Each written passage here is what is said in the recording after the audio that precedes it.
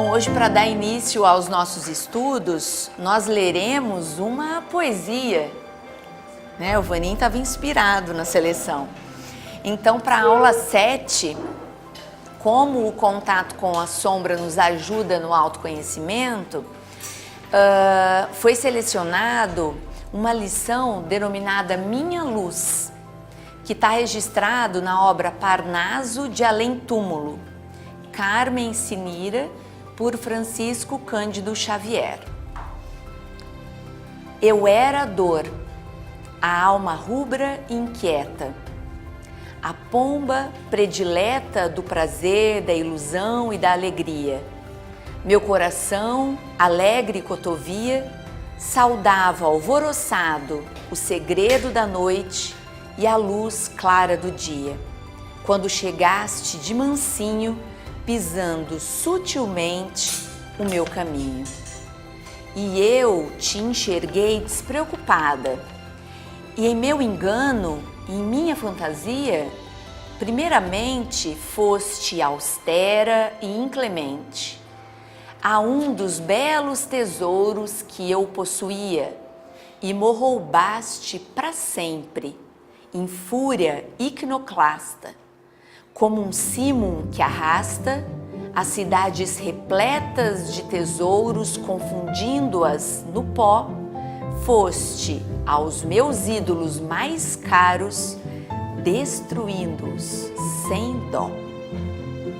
Prosseguiste, ó divina estatutária, na tua obra silente e solitária, e quebraste minhas cítaras de ouro, meus mármores de paros, meus cofres de alabastros, minhas bonecas de biscuit, minhas estatuetas singulares, e humilhaste meus sonhos de mulher e de menina, que eu pusera nos astros em meio às melodias estelares. Mas desde que chegaste, foste a sombra divina que acompanhou meus passos ao sepulcro.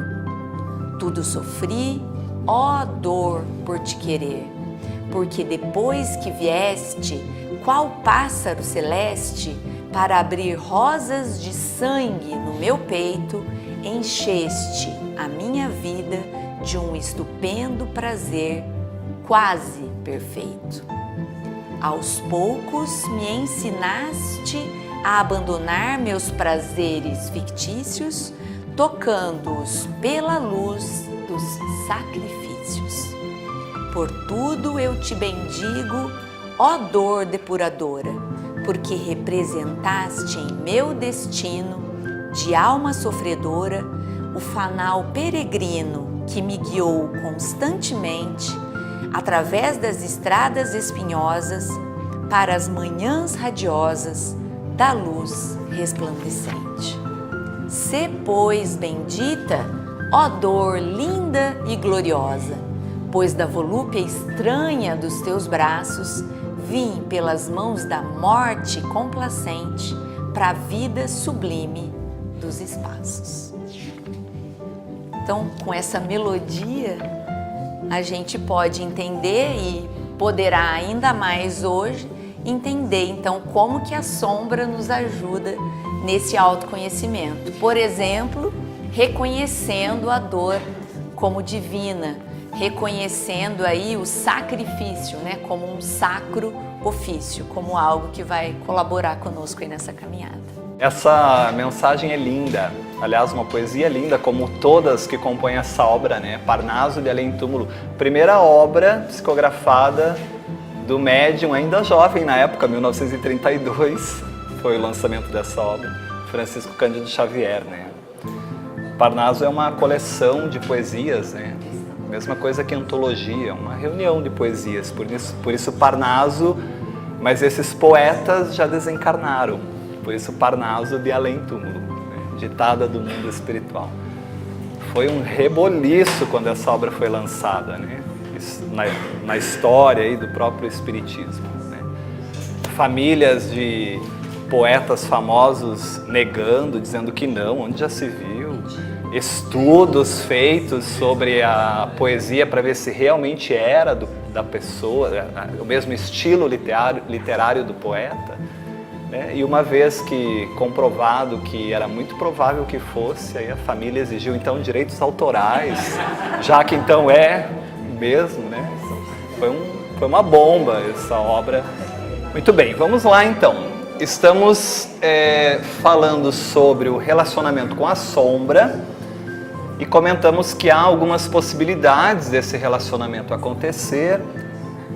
Falamos que didaticamente nós poderíamos, ao longo de toda a obra de 16 livros que integram a série psicológica de Joana de Ângelis, nós poderíamos didaticamente separar esse relacionamento, esse contato com a sombra, essa relação do ego com a sombra, em basicamente 6 momentos. Poderíamos dizer que são 6 estágios do autoconhecimento, ou 6 momentos de despertar da consciência egóica para o inconsciente, para os conteúdos do inconsciente. Falamos que o primeiro é o desconhecimento da sombra, estudamos, comentamos, abordamos esta maneira de nos relacionarmos.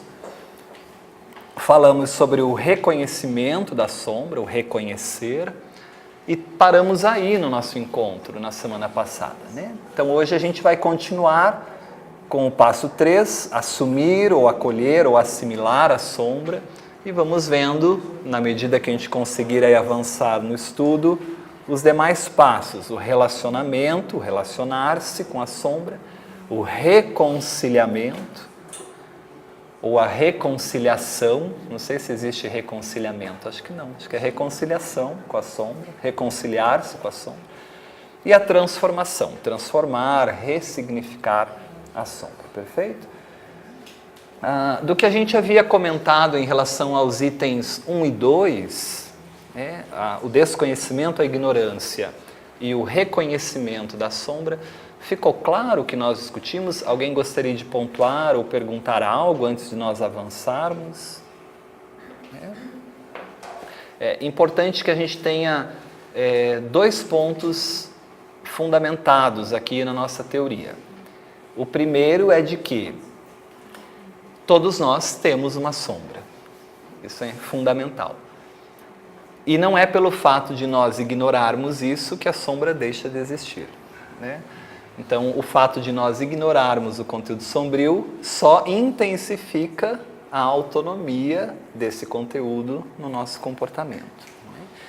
E aí a gente havia finalizado com uma frase interessante de Joana de Ângelis, que ela trabalhava exatamente esse sentido, né, da ignorância, da dificuldade de se relacionar com esses conteúdos, que ela nos traz, está no livro Em Busca da Verdade. Ela diz assim: aquele que não consegue harmonizar os 2 polos em uma totalidade, olha a integração, que é o objetivo, né?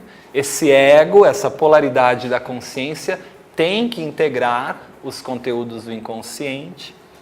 Se a gente não faz isso, se a gente desconhece o que nos compõe nesse inconsciente, nesse aspecto que fica sendo sombrio, porque ignorado pelo ego, é muito comum que esse conteúdo tenha autonomia no nosso comportamento.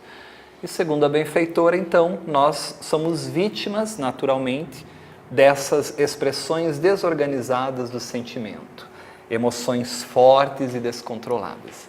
Então, nós temos muito na manifestação do nosso comportamento essas oscilações, não só de humor, mas também de emoções. Hoje estou bem, amanhã estou bem mal. Hoje estou muito feliz, amanhã estou super triste. Hoje eu acho que é assim e confio plenamente, sou otimista, amanhã eu sou pessimista, acho que não é nada disso. E eu tenho uma forma mais tranquila num dia, no outro dia eu sou totalmente agressivo. Isso é um desconhecimento desses conteúdos, uma falta de conexão, e naturalmente esses conteúdos extravasam no nosso comportamento. À medida em que a gente vai conhecendo e integrando, a tendência é que o comportamento seja mais harmônico, né? Mais linear, não com tantas oscilações em relação ao sentimento e às emoções. Perfeito? Então vamos para esse terceiro item, que é o assumir a sombra. Então, reconhecer, nós já reconhecemos que temos. Todos nós temos um lado sombrio. E aí o terceiro passo seria assumir a sombra. Mas o que é assumir? O que é isso? Tem uma expressão popular que eu adoro. Assumir é: toma que o filho é teu. É teu, cuida. Não adianta você dar para mim. Não adianta você deixar eu cuidar. O filho é seu. Então, assumir a sombra é isso. Além de reconhecer que eu não sou perfeito, porque eu tenho esse lado sombrio, tenho um lado escuro, é apropriar-se desse conteúdo, responsabilizar-se por esse conteúdo, assumir mesmo que esse conteúdo me integra, né? E quando a gente faz isso, quando a gente assume a sombra, naturalmente a gente projeta menos. A projeção tende a reduzir na medida em que nós vamos assumindo que o conteúdo é nosso. Claro, deixa de ser do outro, não é verdade? Aquilo que me incomoda tanto no outro, para de me incomodar quando eu percebo que aquilo é meu. Então, assumir é responsabilizar-se por. Eu assumo o compromisso, a responsabilidade comigo mesmo, de que essa expressão não é da pessoa. Se está me incomodando, tem algo aí. Deixa eu, então, entrar num processo para entender qual é esse sentimento, qual é esse conteúdo, e uma vez identificado, apropriar-se. Cuidar dessa parte que me pertence, que estava ignorada e esquecida, mas que nem por estar ignorada e esquecida deixa de existir. Né? Não adianta eu estar com a casa toda bagunçada e apagar a luz. A bagunça não some. Aliás, como a gente brincou naquela frase, só aumenta a chance de eu me bater na bagunça. É mais fácil com a luz apagada eu me machucar em algum móvel. Né? Agora, à medida que eu vou entendendo toda essa bagunça aqui dentro e tentando colocar as coisas no lugar, vai ficando mais claro para a gente trabalhar. Né? Então, Joana de Ângeles tem uma abordagem interessante sobre esse aspecto do assumir a sombra. E isso está no livro Em Busca da Verdade. Então, ela vai dizer o seguinte: não se trata, o que é esse assumir? O que é esse responsabilizar-se por esse conteúdo? Não se trata de ficar contra as imperfeições. Não é para negar, não é para brigar com elas. É o contrário, é assumir. Vem cá, vamos dar colo, vamos entender quando ela vem, quando o sentimento vem, por que vem, o que toca em mim. Então não se trata de ficar contra as imperfeições, que é a sombra interior. Mas, olha a palavra mágica aí, pedagogicamente mágica, mas de identificá-la. Quando eu identifico que esse conteúdo é meu, naturalmente a projeção tende a reduzir. Porque a projeção não é um mecanismo do self para com que o ego olhe para esse conteúdo. Já que o ego não se relaciona com esse conteúdo, o self projeta externamente para com que o outro seja um espelho da minha própria deficiência, para ver se assim, pelo menos, eu me enxergo refletido no outro. Né? Quando eu identifico que aquele conteúdo é meu, quando eu identifico, aí naturalmente para de me incomodar lá, fora de mim. Perfeito? E ela continua. Para que isso é importante? Por que eu preciso identificar? Que aquela prostituta que me incomoda na rua é porque eu tenho problemas com a minha sexualidade não resolvida. Por que eu tenho que identificar que aquela pessoa que usa aquele tipo de roupa que me incomoda é porque ela tem alguma coisa minha que eu projetei que eu não assumo. E como eu não tenho coragem de combater em mim, eu combato lá. Para mais reforçar esse conteúdo. O que é reforçar o conteúdo na visão de Joana de Ângeles? O que equivale a dizer, diz a benfeitora, conscientizar-se da sua existência. É aí que está o assumir, né? Quando eu reforço o conteúdo, eu conscientizo-me da existência dele. É tornar consciente. É passar pelo ego. Conseguem compreender isso, pessoal? Muito bem. Se eu tomo consciência, se eu conscientizo, deixa de ser sombrio, né? O ego ilumina, o ego olha, o ego vê, e agora eu tenho mais possibilidades, então, de trabalhar isso. Então, quais aspectos da minha sexualidade eu devo trabalhar e entender em mim para aquela prostituta parar de me incomodar quando eu a vejo? Esse é o sentido profundo, né? Estamos dando um exemplo, tá? Mas pode ser a esposa, o marido, o filho, a sogra, o chefe, qualquer pessoa que me incomoda, que eu achar que se ela não existisse o mundo seria melhor. Que é o conteúdo projetado, como nós estudamos em projeção. Aquele conteúdo é muito importante, a gente tem que sempre retomar, né?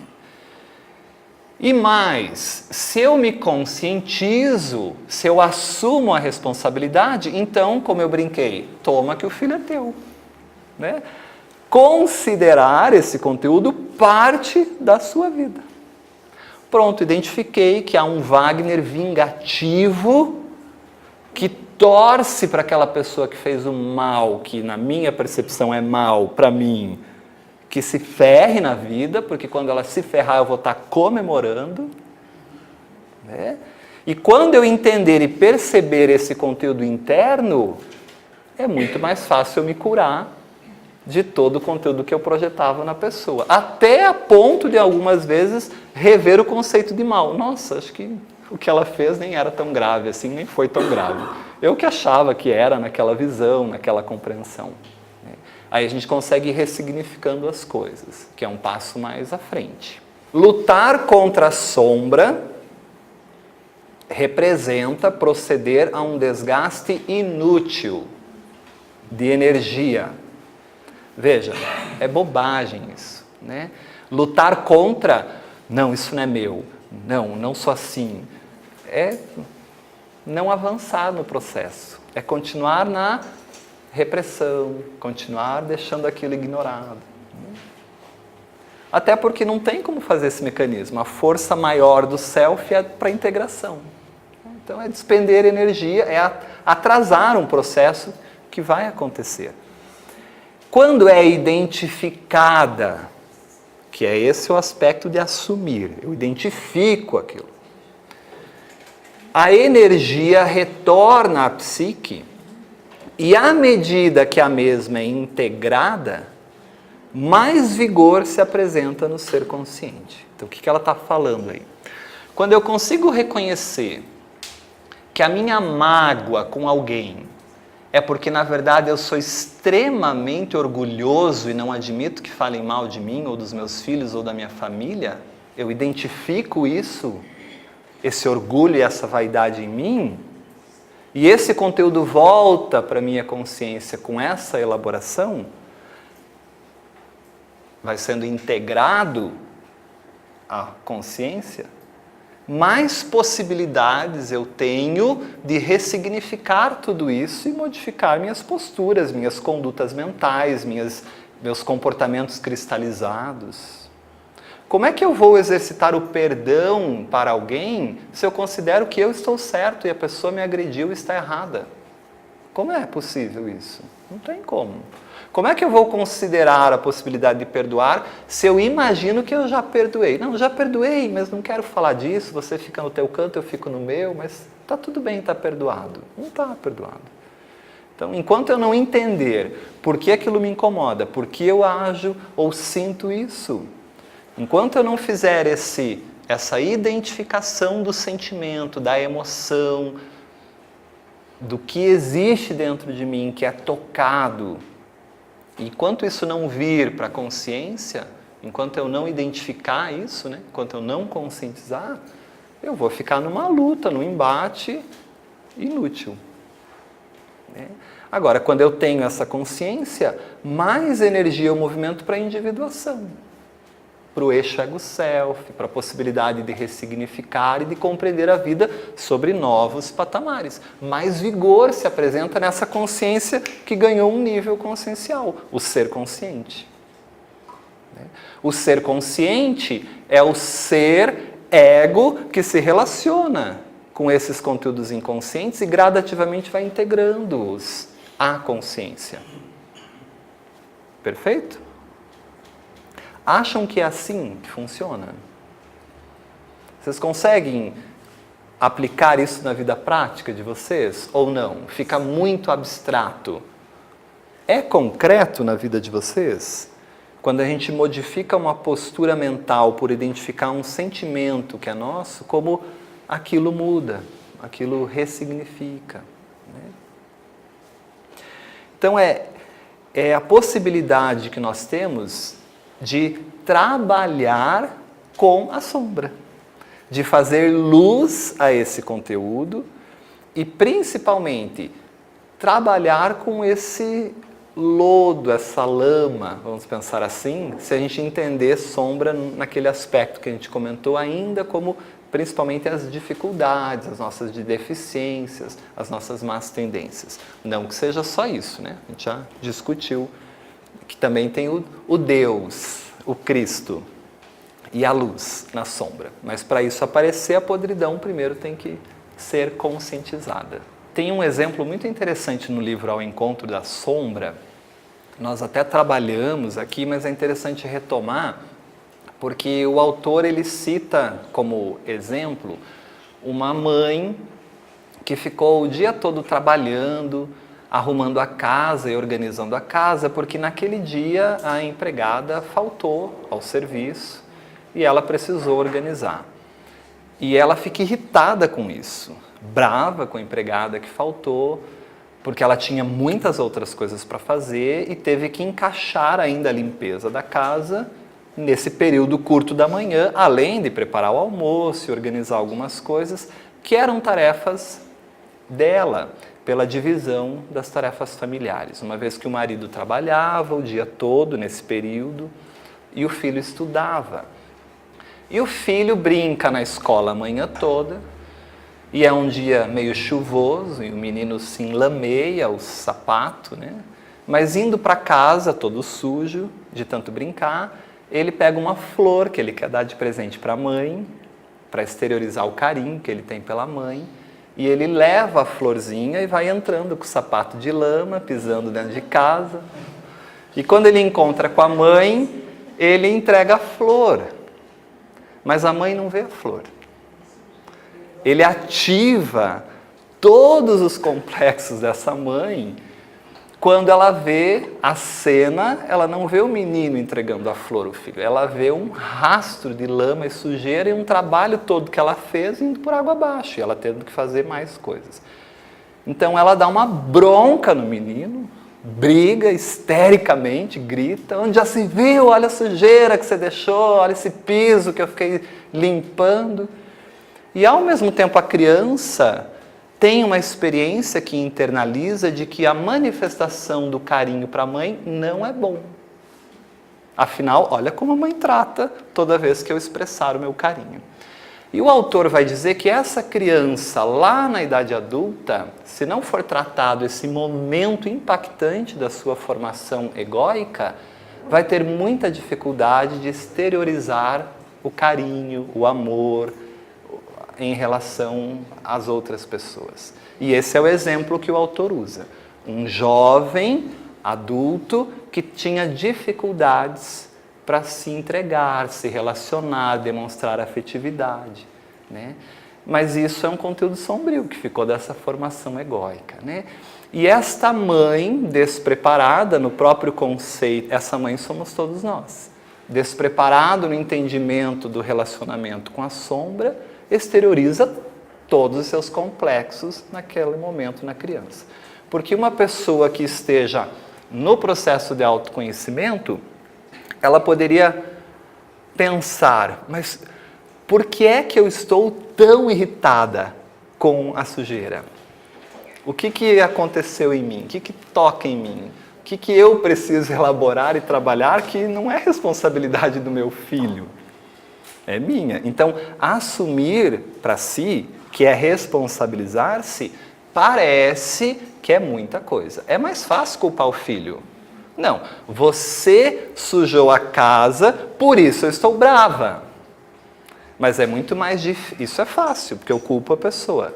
O difícil é assumir, não, eu sou brava, eu sou irritada, e quando acontece alguma coisa eu não me controlo, eu exteriorizo a minha braveza e a minha irritação. Isso dá trabalho para o ego. Né? Isso machuca o ego, porque eu tenho que admitir que o problema não é ali, é aqui. Não é ali fora, é aqui dentro. Né? Então, como nós brincamos, é mais fácil culpar o filho, porque é o filho que me irrita, não eu que sou irritada e manifesto irritação quando acontece alguma coisa. Porque se o filho te irrita, provavelmente você vai ter uma vizinha que te irrita, um chefe que te irrita, alguém no trânsito que te irrita, todo mundo que te irrita. Que você é assim. E as pessoas só vão tocando a ferida e você vai exteriorizando a sombra. Né? Que sujeira é essa que incomoda?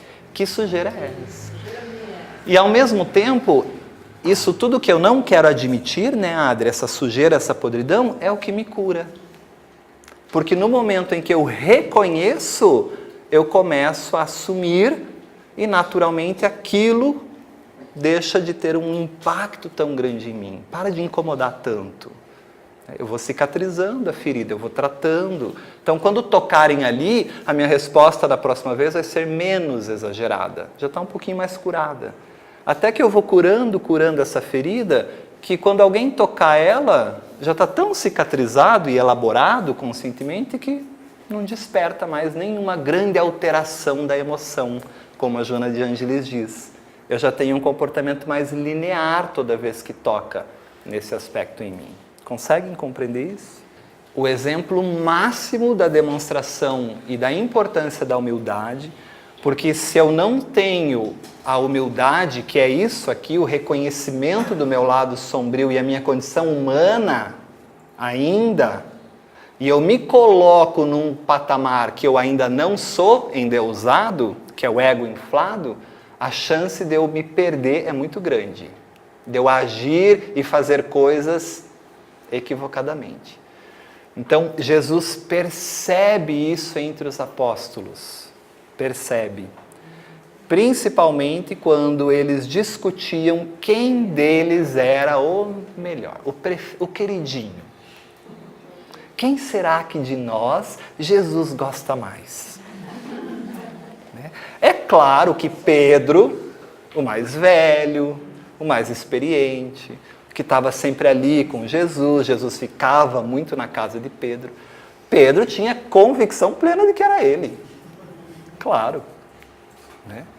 E Jesus vai dar um ensinamento muito grande a esses discípulos, porque Jesus capta psiquicamente toda essa vibração moral que exterioriza a vibração espiritual, perispiritual. Né? Porque imagine que o amor vibra numa frequência e comprimento de onda e chega até você de um jeito. E o ódio da mesma forma, em um comprimento de onda e vibração e frequência que chega até você de outra maneira. Então, isso Jesus captava muito bem. Jesus fazia um escaneamento ético-moral do que o espírito vibrava. E Jesus, então, sem dizer uma palavra, tira uma túnica e amarra na cintura. Um gesto que caracterizava as pessoas mais desprezíveis da sociedade naquela época, que eram os escravos, que não valiam nada, não eram nem considerados seres humanos. Eram coisas, objetos de troca, de favores. Numa sociedade judaica patriarcal, o escravo não tinha nada de valorização. Jesus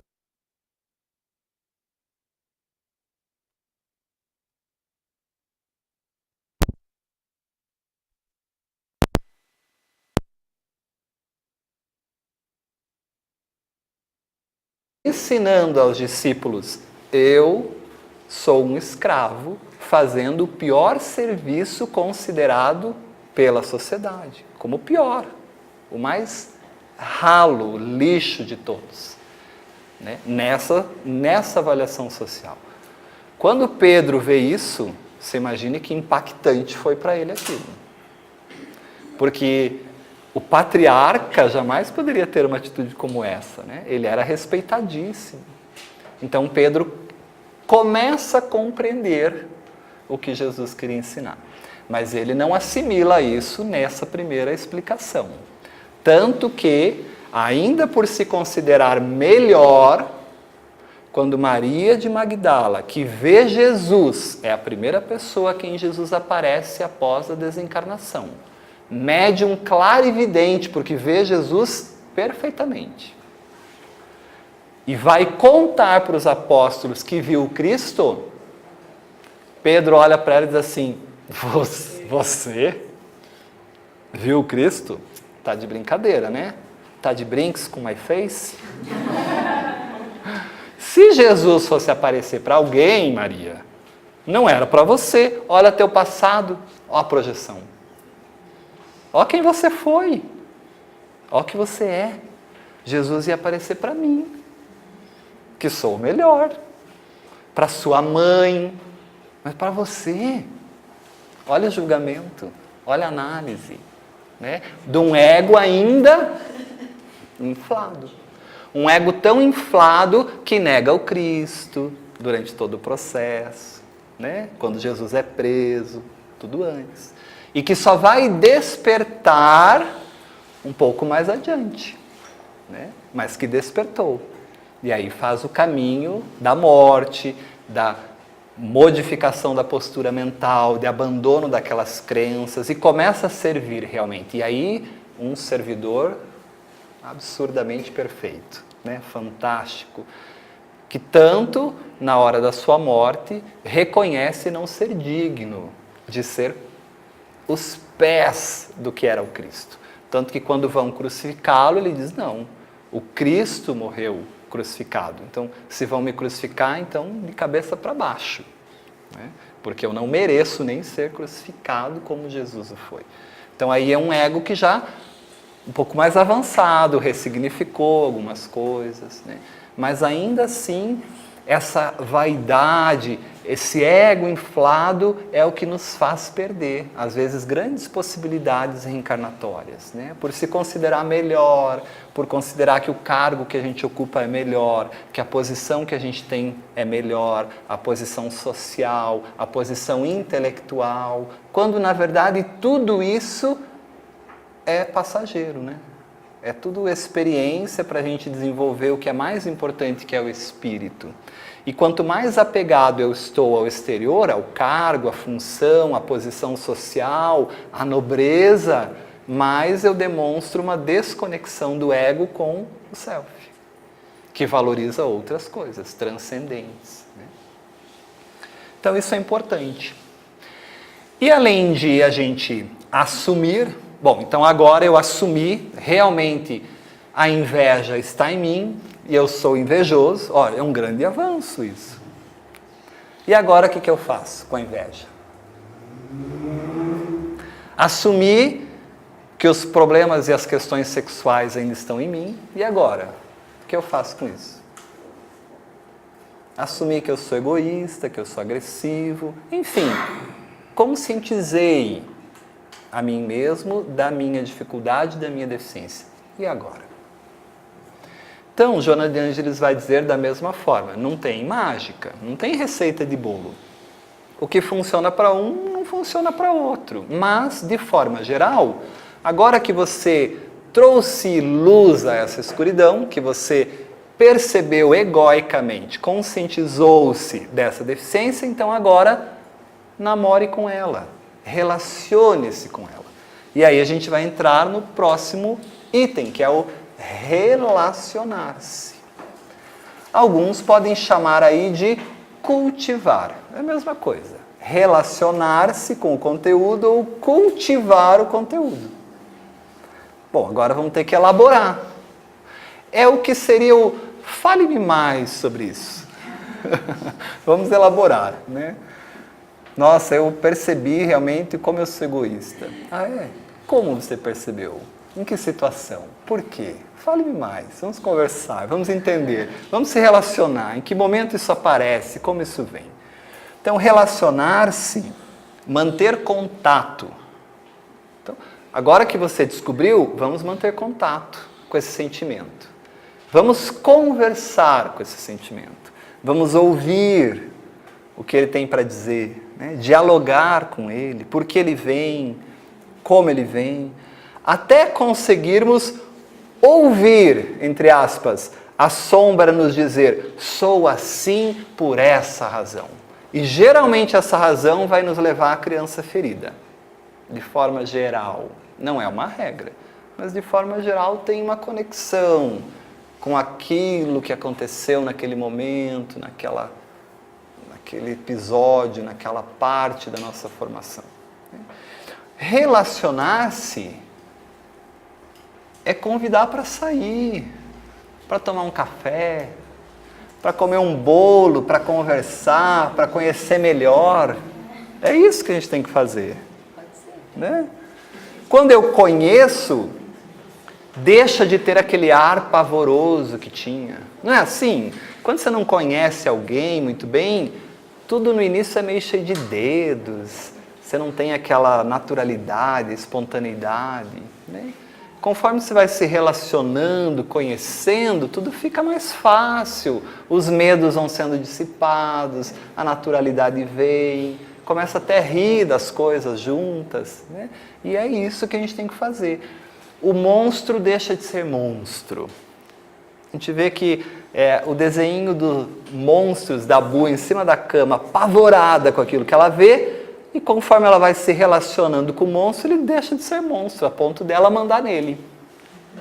Não é verdade? É isso, é um processo em que o ego vai controlando isso, mas sempre servindo, né? Submisso a isso que o self vai trazer. Então, conheço melhor a minha agressividade, que eu achava que eu não tinha, mas agora eu conheço quando ela surge, eu conheço os gatilhos que despertam, né, que ativam essa agressividade. É esse aspecto. E aí, então, alguns autores vão também dar esse nome de cultivar, cultivo. Né?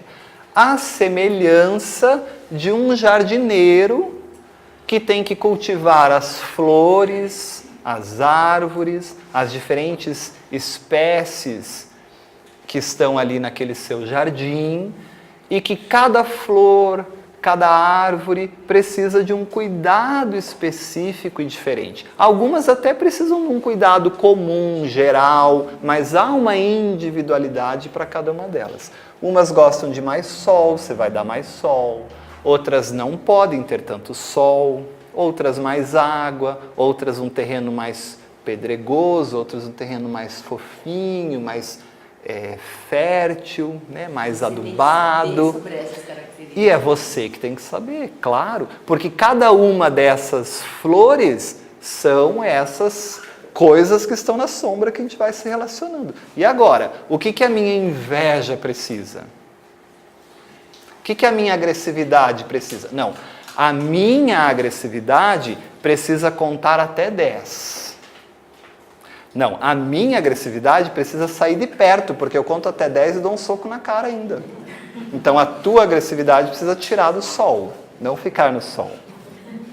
Né? Não sei, cada um é uma coisa. Cada um precisa de alguma coisa. Então cultivar é isso. Cultivar é dedicar-se a, interessar-se por, cuidar, desenvolver, aperfeiçoar aquilo que está ali. Isso é cultivo. Obrigado, Adri. Obrigadão. Isso é cultivo.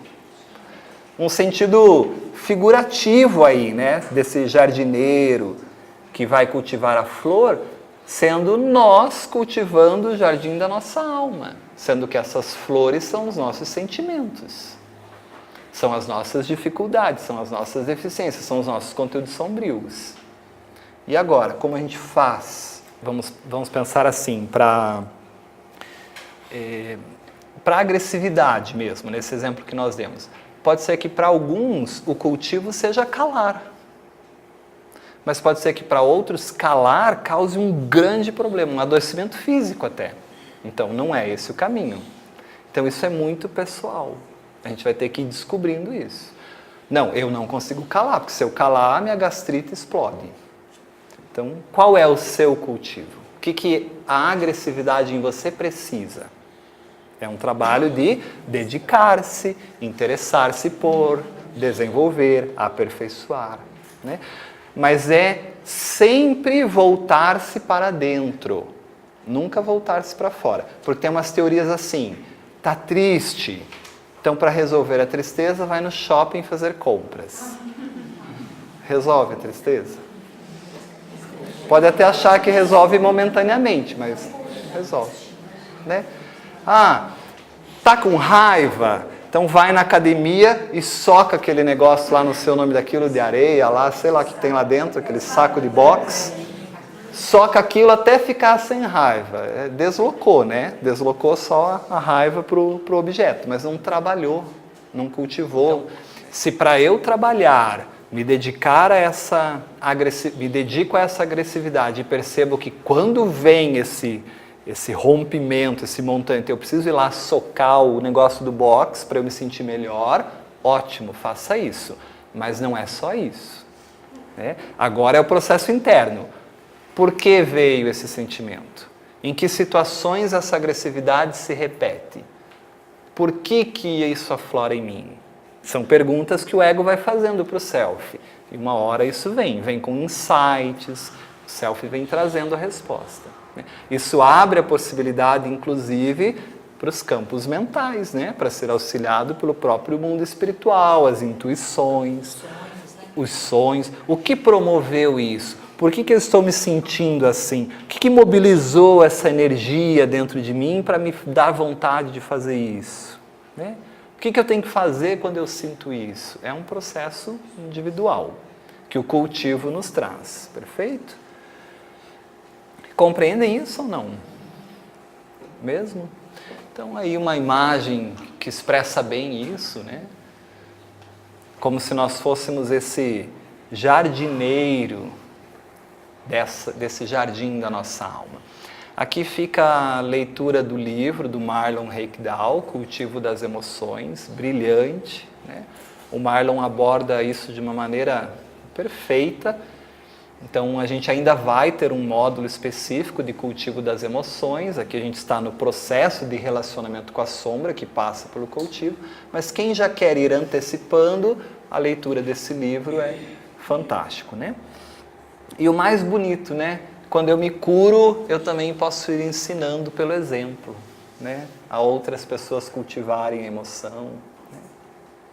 Então o cultivo, ele é basicamente a gente relacionar-se com esse conteúdo, né? Elaborar ele.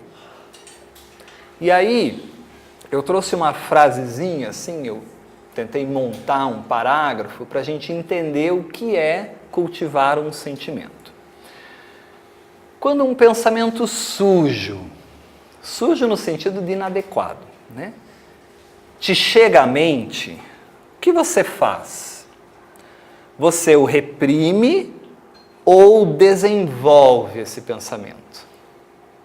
Observando e se relacionando com ele. Nossa, não posso pensar nisso, meu Deus. Ah, pronto, já parei de pensar. Ai, que bom. Ai, achei que eu era daquele jeito, meu Deus, não sou não. Isso não adianta, né? A gente só mandou para o inconsciente, reprimiu, achou que não é. Não é muito diferente de falar assim, opa, bem-vindo. E aí, por que você veio? O que despertou aí que você apareceu? Né? Então, ou você faz o seguinte, né? Você se relaciona com ele. Dizer, oi, olá, por que você surgiu? De onde você veio? Por que eu penso assim? Por que eu estou com vontade de pular no pescoço dessa pessoa?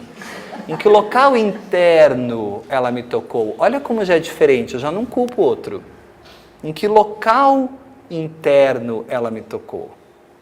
Por que eu estou julgando desse jeito? O que mexeu comigo? Vocês entendem o que é cultivo? E isso é relacionar-se com o aspecto sombrio. É parar de estar para fora, é começar a trazer para dentro. A viagem é para o interior, para o templo sagrado interno.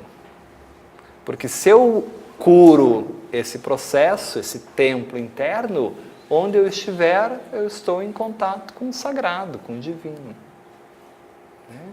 O templo do Cristo é o universo, interno e externo. Não é um lugar. Até compreender pelo cultivar, gente, não é rápido e não é simples. E não vem a resposta assim do dia para a noite. Pelo relacionar-se, pelo assimilar, que ela expõe publicamente algo meu que eu quero esconder de todo mundo. Por isso que essa pessoa me incomoda tanto. Ela revela conteúdos que eu sempre quis esconder, nunca tive coragem de assumir. Então, esse é um processo individual. Para alguns, sair batendo o saco da academia de boxe resolve, num primeiro momento, desde que num segundo momento passe pelo cultivo. Sair gritando e xingando todo mundo resolve? Não sei. Você que vai ter que cultivar. Quando você faz isso, quais as consequências disso na sua vida? Melhora? Piora? Traz mais problemas? Então tem que me controlar. O cultivo, ao nosso compreender, é sempre um mecanismo mais efetivo, por fazer a gente entrar em contato mesmo com essa emoção, né? Por que eu estou agindo assim? Então, por que eu saio gritando e xingando todo mundo? Por quê? O que acontece? O que tem em mim? Né? Aí é lidar com as emoções. Eu começo a perguntar isso. Por que eu tenho raiva e me dá vontade de quebrar a casa inteira? Por quê? Isso é o cultivar. Né? Por que eu saio fazendo sexo com todo mundo sem me preocupar com nada, com a pessoa, com ninguém, que não seja simplesmente o meu prazer? Por quê? Por que esse é um comportamento que eu tenho na minha vida? Será que eu quero ser amado? Será que eu quero ser desejado? O que isso toca em mim? Que relação isso tem com a minha vida, com a forma como eu fui construindo o meu ego, como eu fui criando a minha personalidade, com as experiências que eu tive? Eu não admito que ninguém me rejeite, então eu quero provar para mim mesmo que eu consigo pegar 10 numa noite? Não sei, é muito pessoal. É o cultivar que vai levar a isso. Pode ser que sim, pode ser que não tenha nada a ver com esse aspecto. Mas é só eu me dedicando a isso que eu vou conseguir elaborar. Por que esse ódio em mim dessa maneira? Será que é porque eu ainda não sei me relacionar com o amor que existe aqui dentro, que eu não sei? Então a lama ainda se manifesta enquanto o potencial do self não vem? Por que eu tenho tanto ódio? Então, como eu me relaciono com esse amor que também está aqui dentro? São processos individuais, mas que requerem uma predisposição, querer fazer. Né? Uma análise mesmo, um autoconhecimento. Né? E quando a gente começa esse processo, a gente vai naturalmente melhorando, entendendo a si mesmo, se curando, e a vida vai tendo um novo colorido, o ego se relaciona melhor com o self, o otimismo vem, a criatividade vem, os potenciais resolutivos, a vida vai ficando mais gostosa, as pessoas param de nos incomodar tanto porque as projeções diminuem, eu começo a viver mais tranquilo, mais feliz. É um ser consciente que ganha uma nova possibilidade, como diz Joana de Ângeles, um novo ânimo para a vida. É um processo muito bom. Por isso, na questão de O Livro dos Espíritos é o meio prático mais eficaz para melhorar nessa vida. Então, esse cultivo prático, né, na nossa vida prática, dentro disso que você propõe, então, já que eu estou numa sociedade, sou um ser social e estou de frente com inúmeras situações em um dia. Então, Qual foi o evento que me incomodou hoje? Isso é importante da gente fazer essa reflexão, essa análise, né? Qual foi o evento que me incomodou hoje? Bom, muito bem, identifiquei. O que foi que eu fiz? Então, esse evento aconteceu e me incomodou. O que foi que eu fiz? Como eu agi? Qual foi o meu comportamento perante esse evento? Agora, será que a forma como eu agi expressa o que eu realmente senti? Porque, por exemplo, pode ser que uma pessoa tenha me incomodado e eu fiz algo mascarado. Falei coisas boas, agradáveis, mas não senti nada disso. Entendem? Então tem que ser algo verdadeiro. O que foi que eu fiz, mas o que eu realmente senti? E aí tem que ser sincero consigo. Eu falei que era lindo, mas na verdade eu achei horroroso. Né? E por quê? E aí é o processo. Né? E o mais importante, por que esse evento me incomodou? E aí a gente vai tentar cavocar aqui no mecanismo projetivo. Né? Vou tentar vasculhar algum conteúdo da sombra. Que parte está em mim que eu não aceito?